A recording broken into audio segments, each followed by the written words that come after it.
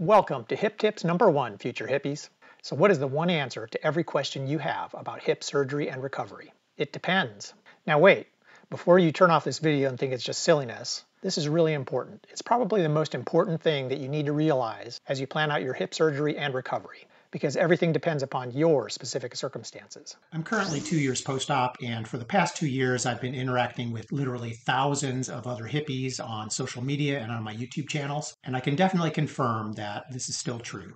The answer to most of your questions about your recovery is it depends. It depends on many, many factors. Let me start off by giving you a very specific and personal experience that I had. A couple weeks before my surgery was scheduled, I received a letter from the hospital. It said that I was supposed to discontinue taking all of the non-steroidal anti-inflammatory drugs, aspirin, everything, 2 weeks prior to surgery. I was shocked and dismayed because I'd made a lot of plans. I was trying to stay as fit and active and healthy prior to my surgery as possible, and so I had plans to play volleyball, to go on some long hikes, just to generally exercise and stay fit. But I remembered how much pain I was in when I was not taking those NSAIDs. So it really, really upset me because I remembered how much pain I was in before I was taking those medications and how poorly I was sleeping. So this really surprised me. Then, when I had my pre-op appointment a couple weeks before surgery, I asked the doctor about this, and I was surprised because he says, oh no, not 10 days, but 7 days before surgery. That's when you should discontinue taking all those drugs. So I was like, why is the hospital telling me one thing and then my surgeon is telling me something else? And I decided to check on some of the forums. I wanted to share some great resources if you haven't already checked them out. I've made it easy by including links in this video's description. My website, hipflog.org, contains lots of helpful resources, including an email system that'll send you timely tips and information directly to your inbox throughout your hip journey. So I hope you'll take a minute now to invest in your recovery by subscribing to my YouTube channels, website, and Facebook group. And if you like my content, please share it with others and check out my other YouTube channel, Game of Life 411. So I posted a question out there and it said, so when did you all have to discontinue taking these NSAIDs and other medications prior to surgery? And the answers were all across the board. Some people said, oh, I had to stop taking them a week in advance. Some people said 5 days, 3 days. Some people even said they took medications the night before surgery, the same medications I was being told to discontinue. So I thought there's something wrong here. Why, if I ask 10 people, do I get 10 different answers? There has to be some logic behind this or some reason for what they're saying. So I did my own independent research, and what I found was the reason for these restrictions is because NSAIDs affect blood clotting, and they don't want you to bleed out during surgery or after. But why the wildly varying recommendations? Well, I decided to do my own research.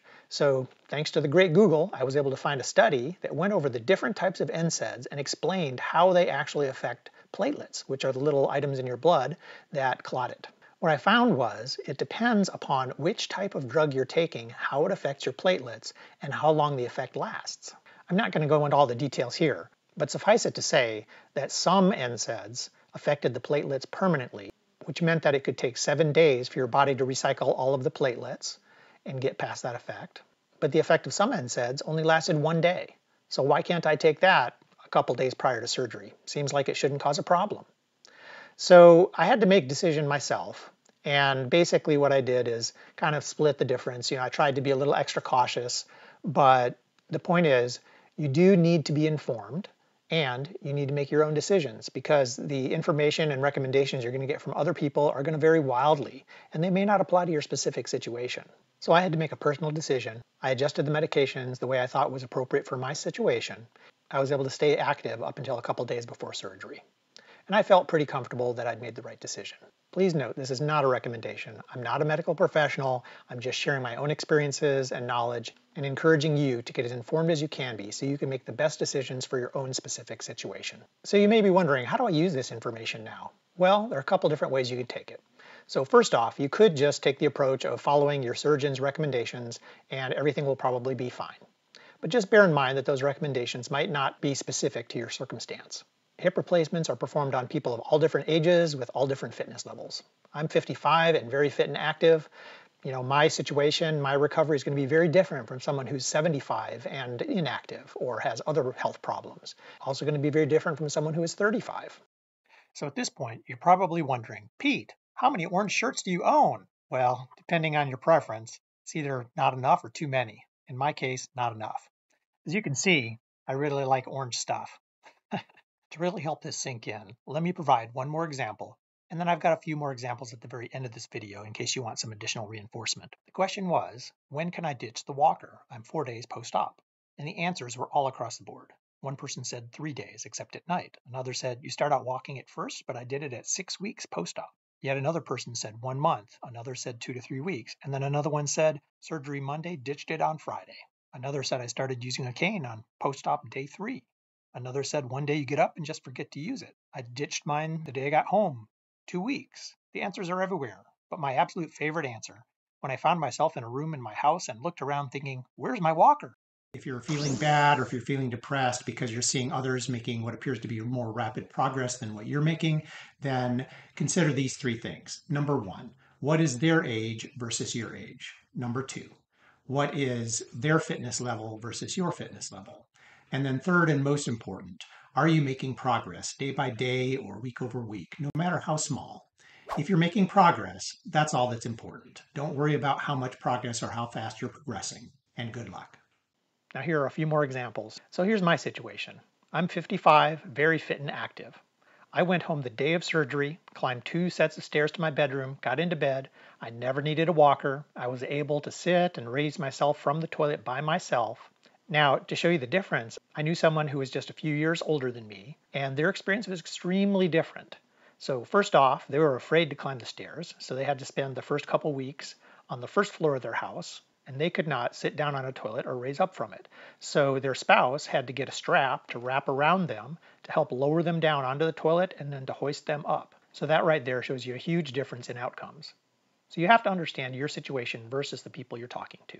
As another example, there are several different surgical approaches to total hip replacement. Broadly, they're called posterior, anterior, and lateral, and people will debate back and forth which one is the best. The bottom line is there's no easy answer and no one best solution for everyone. So you have to weigh your options. Some people say it's most important to find a surgeon who's very experienced that you trust and just go with whatever approach he's most comfortable with. Others swear by one approach versus another. So you have to make your own decisions here. But when someone says that their approach was the best and that their surgeon said it was the best, everybody is saying the same thing about different surgical approaches. You'll find all kinds of different answers to other questions. When can I ditch my TEDS compression socks? When can I get back on a bicycle? When can I go running? Etc. So I hope you've enjoyed today's hip tip, and I wish you the best in your hip journey. If you found this video at all helpful, please make a comment on YouTube. That helps feed the algorithm, which makes my video visible to more people and hopefully can help them as well. Until next time, take care, hippies. It's your world and I'm just a squirrel trying to get a nut to move your butt to. Explore all the free resources and helpful information throughout your hip journey by joining the Pete's Hip Vlog community and subscribing to my YouTube channel, Pete's Hip Vlog. If you like my content, I hope you'll also check out and subscribe to my primary channel, Game of Life 411, where my goal is to help you win at the game of life, whether that means finance, family, fitness, or something else. And remember, you're in charge of your own health.